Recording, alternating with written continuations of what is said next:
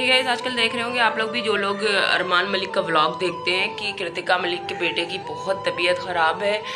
तो मैं तो 2-3 व्लॉग देख के मैं तो रो ही रही थी उसके बेटे को देख देख के। इतनी मन्नतों मुरादों से बच्चा पैदा हुआ है और इतनी तकलीफ़ में है। तो मैं उसके लिए स्पेशली अल्लाह पाक से दुआ करती हूँ कि बच्चा जल्द से जल्द अल्लाह पाक ठीक करके माँ की गोद में दे दे। और आप लोगों को भी कहती हूँ कि इतना नहीं परेशान हो, इतना मत रोए बच्चे के लिए। इंशाल्लाह वो जल्द से जल्द ठीक हो जाएगा। मेरी अल्लाह से दुआ है कि वो बहुत जल्दी ठीक हो जाए, क्योंकि इतने छोटे मासूम बच्चे होते हैं, इतना पेन कहाँ सह सकते हैं। उसका ऑपरेशन तक हुआ है।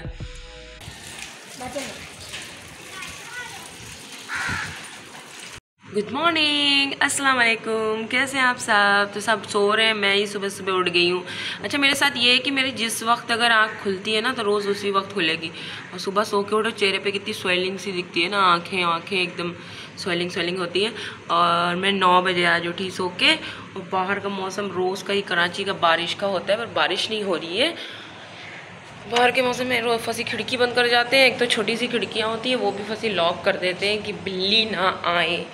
बिल्ली आने की वजह से तो मैं अकेले ही घर में बैठी हुई हूँ। अब मैंने अपने लिए चाय चढ़ाऊँगी। मौसम में आपको दिखाती हूँ कितना प्यारा हो रहा है बाहर का, दूसरी खिड़की से। आपने सुना होगा ना वो गाना, चलो ले चले तुमको तारों के शहर में। तो वो तारों का शहर जो है ना, वो कराची है। यहाँ हर तरफ तार बिछे हुए दिखाई पड़ेंगे आपको। और गाइस, आपसे एक बात और कहनी थी, स्पेशली दुआ कीजिएगा। रुबाब होती है ना मेरे साथ, रुबाब के भतीजे की बहुत तबीयत ख़राब है, उसकी प्लेटलेट्स बहुत ज़्यादा डाउन हो गई हैं। तो आप सब लोगों से भी दुआ की दरख्वास्त है कि आप जो भी मेरा वीडियो ये देखें, आप उसके लिए अल्लाह पाक से दुआ करें कि जल्द से जल्द बच्चा रिकवर हो जाए। अपना बच्चा है। और कल से मेरा तो मतलब जब से मैंने सुना, मेरा तो तबीयत ऐसी हो रही थी, मैं तो घर पे भी अपने फ़ोन किया, वहाँ भी सबको बताया। सबसे मैंने बोला कि सब लोग, हम लोग एक मानते हैं, एक हम लोग का अकीदा है वो काम करने के लिए। मैंने बोला कि बच्चे के लिए ऐसे ऐसे पैसे हम लोग ने निकाल के रख दिए कि बस बच्चा ठीक हो जाए जल्द से जल्द।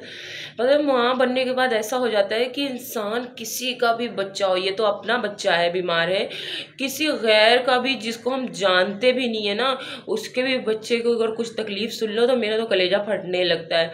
तो प्लीज़ आप लोग दुआ कीजिएगा कि जल्द से जल्द वो रिकवर होके घर आ जाए।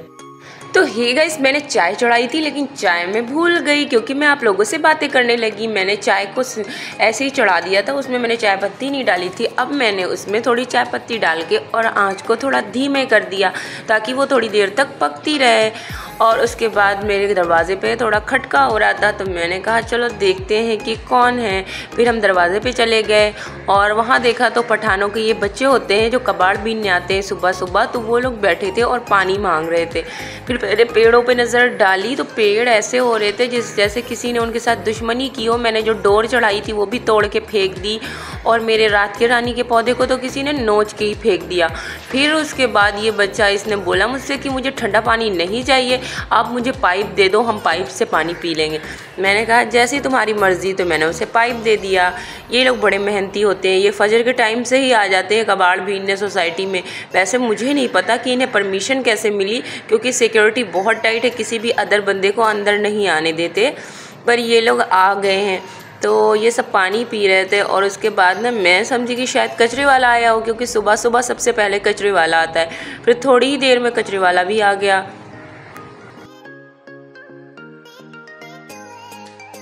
तो गाइस, मैं चाय लेके आ गई और मेरी चाय बहुत ज़्यादा गोरी हो गई है, क्योंकि दूध मैंने लिक्विड वाला डाला और लिक्विड दूध की मुझे चाय इतनी पसंद। मैं एक रील देख रही थी, शराय फैसल की रील देख के आ रहे थे, उसमें कुछ बहुत ज़्यादा गलत हुआ है, यहाँ पे देखने लायक नहीं था। तो मतलब ये कुछ ऐसा दिखाया गया जो 18 साल से ऊपर के बच्चे ही देख सकते हैं, चलती हुई गाड़ी में ऐसा कुछ कारनामे।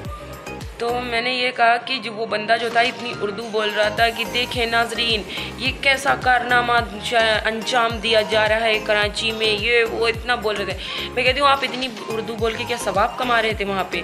आपने भी तो वो वीडियो अपलोड हुआ नहीं है, आपने अपलोड किया है, दुनिया की नज़रों में आपने फैलाया है, तो आप भी इस काम में पूरे हिस्सेदार हैं। आपने किसी के ऐप को जाहिर किया, आप पूरे के पूरे हिस्सेदार हैं। आप उर्दू बोल के ये मत समझो कि आप बख्श दिए जाओगे, आपको गुनाहों से छोड़ दिया जाएगा, आपको गुनाहों में। तो मुझे बड़ा अफसोस हुआ कि 4 लफ्ज़ बोल के अल्लाह अल्लाह करके बोल रहे हैं, उसमें बयानात दे रहे हैं, अपने मफाद के लिए लोग अल्लाह को भी शामिल कर लेते हैं। तो सोच रहे हैं कि मैंने बहुत अच्छा काम करा है। दुनिया मेरी एक आदत रही है बचपन से ही, हम सब भाई बहनों की रही है, ज़्यादातर 2-3 ऐसे हैं जिनकी रही है कि मुझसे कुछ गलत देखा जाता है ना, या कोई झूठ बोल रहा है, कोई गलत बोल रहा है, तो मुझसे बर्दाश्त नहीं होता। इसीलिए शायद यहाँ पे ये था ना कि मैं कुछ भी गलत होता देख लेती या कुछ भी, पहले खामोश रहती थी। अगर वो सामने वाला बंदा मुझसे बोल रहा है, और झूठ तो मैंने ऐसे बोलते हुए देखा है कि लोग कसमें खाते हैं कि हम कभी झूठ नहीं बोलते, और वही सबसे ज़्यादा खड़े होकर झूठ सामने बोलते हैं। नाम ले लूँगी तो लोगों को आग लग जाएगी। तो मैं ये कहती हूँ कि बस आप जो देख रहे थे ना, आपने इतना अल्लाह का नाम लिया, खौफ खुदा करो, ये करो, और रील उठा के अपलोड कर दी, तो उससे ज़्यादा बड़ा गुनाह का काम तो आपने किया। दुनिया के सामने किसी की इज्जत का परखच्चा उड़ा दिया।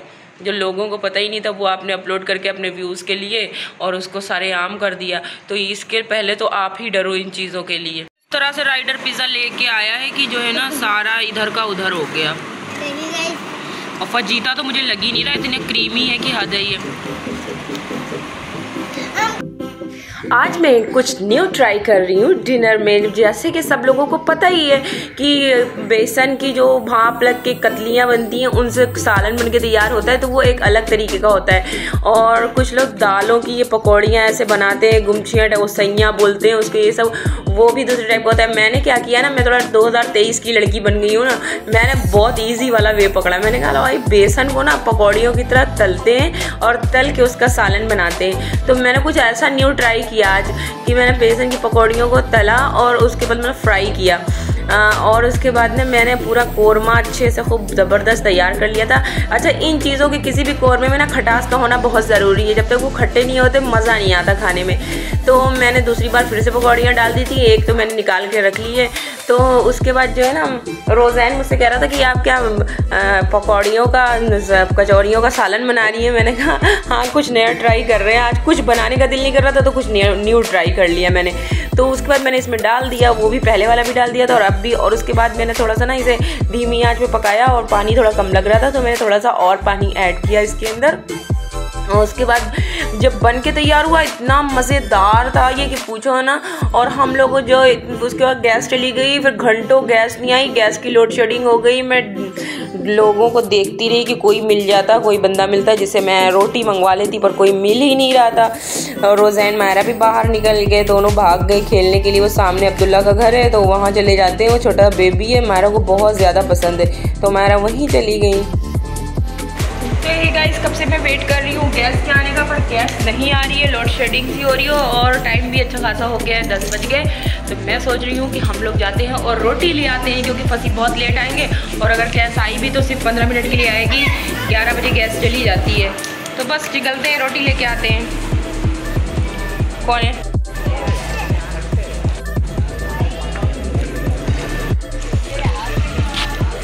मिल गई? कितने लिए? अंधेरे वाले रास्ते हैं ये, अंधेरा हमारी गलियों में। यहाँ पहले बल्ब जलता था, अब नहीं जल रहा।